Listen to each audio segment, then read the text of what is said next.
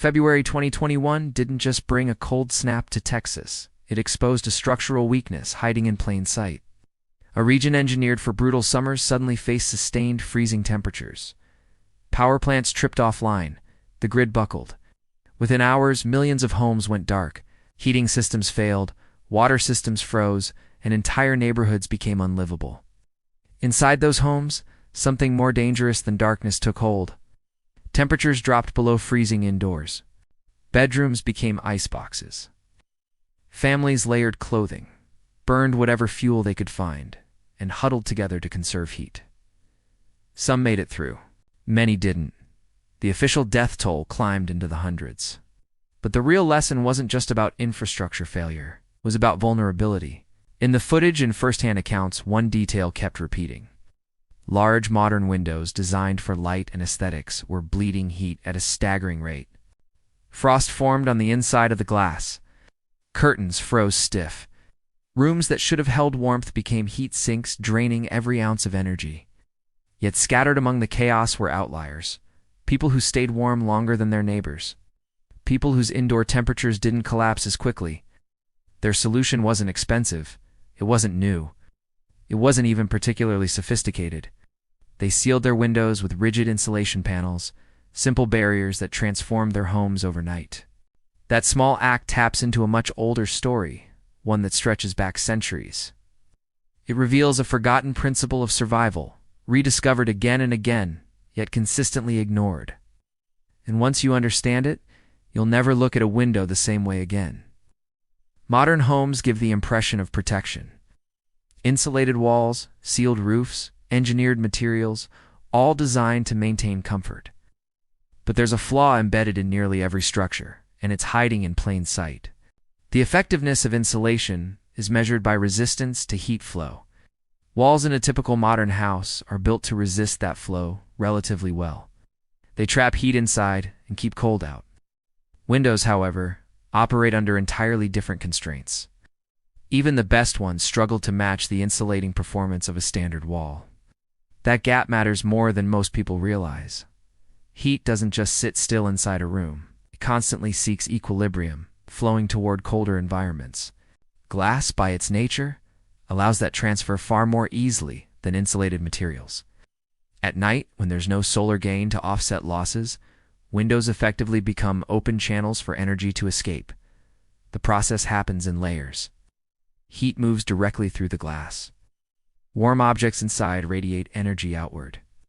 Air near the window cools, sinks, and pulls more warm air toward the surface, creating a continuous circulation that accelerates heat loss. This isn't a minor inefficiency. It's a dominant factor. Studies have consistently shown that windows account for a significant portion of residential heat loss. It's not because walls fail, but because windows were never designed to perform at the same level. They are compromises between visibility and insulation. And in extreme conditions, that compromise becomes a liability. Long before energy audits and thermal imaging, people understood this problem through experience. In colder regions of Europe, winter wasn't an inconvenience, it was a constant threat. Homes had to retain heat, or people suffered the consequences. Windows were recognized as weak points, not stylistically but functionally. The response wasn't to replace them with better glass, it was to cover them. Across Scandinavia, Germany, France, and the British Isles, heavy shutters were standard. These weren't decorative additions. They were integral components of the building. Thick wooden panels, often layered with insulating materials like wool or straw, were closed every evening without exception. That daily action created a barrier. It trapped air between the window and the shutter. It blocked radiant heat loss. It stabilized interior temperatures through the coldest hours of the night. It worked because it addressed the physics directly, without relying on complex systems. When industrial heating became widespread, that habit disappeared. Central furnaces made it possible to compensate for heat loss rather than prevent it. Over time, the behavior faded. The knowledge wasn't lost entirely. It just stopped being practiced. The transition from survival-based design to convenience-based living introduced a subtle shift. Instead of minimizing heat loss, buildings began relying on continuous energy input to maintain comfort. This worked as long as energy remained cheap and systems remained functional. But it also created dependency. Windows got larger. Insulation in walls improved. Heating systems became more powerful. The imbalance grew, but it was masked by abundance. At the same time, the construction industry moved towards standardized solutions. Window manufacturing became a major sector focused on improving glass technology, double panes, gas fills, coatings. These advancements were real, but incremental. They didn't eliminate the fundamental limitation of glass as an insulator. More importantly, the industry aligned around products that could be sold, installed, and replaced. A removable panel doesn't fit that model. It's inexpensive. It requires no specialized labor. It doesn't generate recurring revenue, so it remained outside the mainstream conversation. Regulatory systems reinforced this. Efficiency ratings applied to permanent installations, not user behavior. A homeowner adding insulation at night doesn't show up in official metrics. As a result, one of the most effective strategies for reducing heat loss was effectively ignored by formal frameworks. Decades after industrial heating became dominant, a scientist approached the problem from first principles. With a background in physics and experience measuring energy at extreme scales, he examined residential heat loss with a level of precision rarely applied to everyday structures. His conclusion wasn't revolutionary in concept, but it was in execution. A simple insulating panel placed over a window could dramatically increase its resistance to heat flow. The effect wasn't marginal. It was transformative. By combining a layer of rigid insulation with the existing glass and trapping air between them, the effective performance of the window increased several times over. With thicker panels, it approached the insulating value of a wall. The design didn't require advanced materials. It relied on foam insulation, fabric, and a method of sealing the edges to prevent air movement. Magnetic strips proved particularly effective, allowing panels to be installed and removed quickly. The results were consistent and measurable. Rooms retained heat longer. Temperature drops slowed. Energy consumption decreased. Yet despite the clarity of the data, the idea never gained widespread adoption. It remained on the margins, passed between enthusiasts, and rediscovered during crises. In recent decades, a new standard of construction emerged, focused on minimizing energy use to the greatest extent possible. These buildings are engineered to maintain stable temperatures with minimal external input. Every source of heat loss is scrutinized. Even in these highly optimized structures, windows remain the weakest point. Engineers compensate by using the best available glazing, but they also implement an additional layer of protection.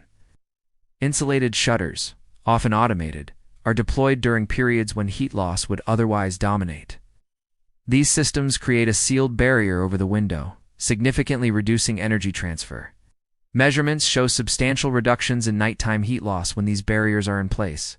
The principle is identical to what was used centuries ago. The materials are more refined, the mechanisms more sophisticated, but the underlying idea hasn't changed. A solid barrier over a window retains heat more effectively than glass alone. The effectiveness of this approach comes down to addressing all three modes of heat transfer at once. Insulation slows conduction. Reflective surfaces reduce radiation. Sealing edges prevents convection. A well-fitted panel achieves all three. Blocks direct heat flow. It reflects energy back into the room. Stops air circulation near the glass. The combined effect is far greater than any single improvement to the window itself. Building one doesn't require specialized skills. Rigid foam insulation is widely available. Cutting it to fit a window frame is straightforward. Wrapping it in fabric improves durability and appearance. Adding a sealing mechanism ensures performance. The key detail is fit. Gaps allow air movement, which undermines the entire system. A tight seal transforms the panel from a simple cover into a functional thermal barrier. There are limitations. During the day, panels must be removed to allow light in, restoring the window's original performance. Moisture can accumulate if warm air reaches cold glass behind the panel. Both issues are manageable with proper use and attention to sealing. What matters is understanding when and why to deploy it. At night or during extreme cold, the benefit is immediate and measurable.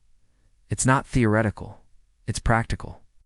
The story of thermal shutters isn't about innovation, it's about rediscovery.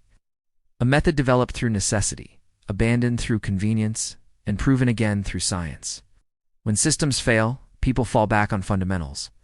In Texas, that meant using whatever was available to block heat loss. In earlier centuries, it meant building homes with movable insulation as a standard feature. Today, it means recognizing that some of the most effective solutions are also the simplest. The physics hasn't changed. Heat still flows from warm to cold. Materials still vary in their ability to resist that flow. And small changes in how a space is managed can produce significant results. This isn't just about saving money on heating. It's about resilience. It's about understanding the structure you live in and how to improve it without waiting for external systems to catch up. If this breakdown gave you something useful, subscribe to the Intelligent Survival channel and share it with someone who relies on their home to stay safe in extreme conditions. There are more overlooked solutions buried in history, waiting to be brought back into use. Stay sharp, stay prepared, and remember, sometimes the most advanced survival strategy is the one people stopped using.